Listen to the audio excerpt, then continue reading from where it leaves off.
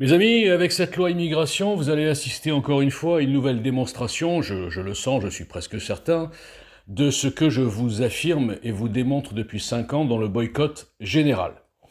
Vous allez voir que le Conseil constitutionnel va enlever les 2 ou 3 mesures les plus fortes de cette loi, et Macron pourra se réfugier. Écoutez, vous avez vu, moi j'ai fait un truc, c'était bien. C'est pas de ma faute, hein, c'est le Conseil constitutionnel. Ok. Donc, ça rejoint ce que je dis depuis le premier jour, 2017.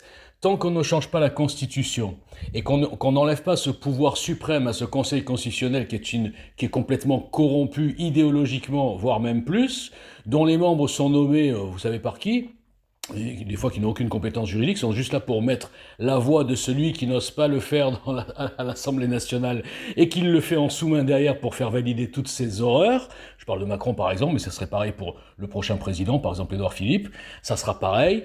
Et en fait, tant qu'on ne s'attaque pas en profondeur au fonctionnement de notre République qui est aujourd'hui complètement kidnappée, on tourne en rond. Ils nous ont fait miroiter cette loi et on la veut pas et on la veut et oui et ça et ci et ça. Déjà, il n'y a pas de volonté politique, hein, parce qu'une loi ne sert à rien. À partir du moment où même si elle passe, elle ne sera pas appliquée, vous allez voir, comme les OQTF. Il n'y a pas la volonté politique d'arrêter ce flot migratoire, ce flux, pardon, migratoire qui nous envahit, hein, il faut le dire, et qui bien sûr fait exploser l'ensauvagement, l'insécurité, tout ce qu'on veut, mais ça il ne faut pas le dire non plus, sans parler des caisses sociales, eh bien il n'y a pas la volonté politique, et grâce à cette République qui est aujourd'hui qui gouverne contre le peuple, hein, on a même un type qui a dit, Sacha Houlier, non, il ne faut pas écouter le peuple. Ils le disent clairement, ils n'ont aucun complexe, aucun problème. Donc là, soi-disant, c'est une victoire, attention, c'est la droite qui revient plus ou moins, et vous verrez que dans 15 jours, je sais pas combien de temps, eh bien, les sages, ceux qui nous ont enfermés, ceux qui ont créé des sous-citoyens, ceux qui font absolument ce qu'ils veulent, sans aucune légitimité, où le président du Conseil constitutionnel, c'est quand même un sacré corrompu, responsable mais pas coupable, qui est là depuis 81 pour détruire la France, va annuler cette loi. Ça sera encore une fausse joie, un leurre, de la poudre aux yeux.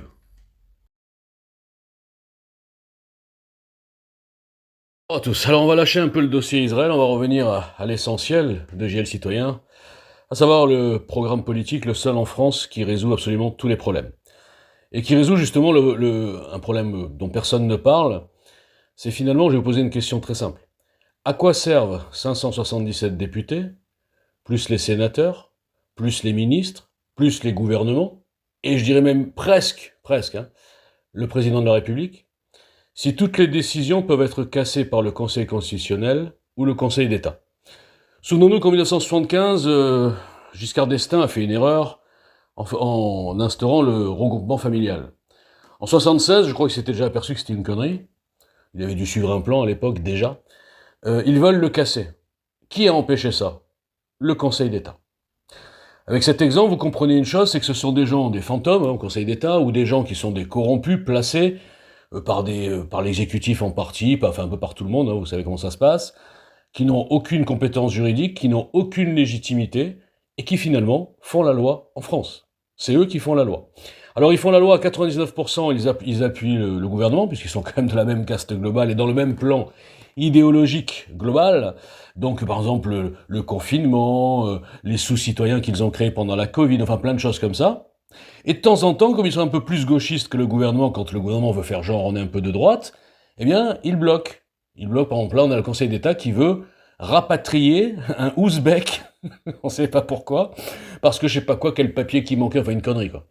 Donc tant que vous n'avez pas compris que tous les partis politiques qui ne s'attaquent pas principalement à la Ve République, à une réforme profonde, comme seul EJL Citoyen la propose, mais sans tomber dans les délires gilets jaunes, le peuple par le peuple, l'Assemblée citoyenne, toutes ces conneries.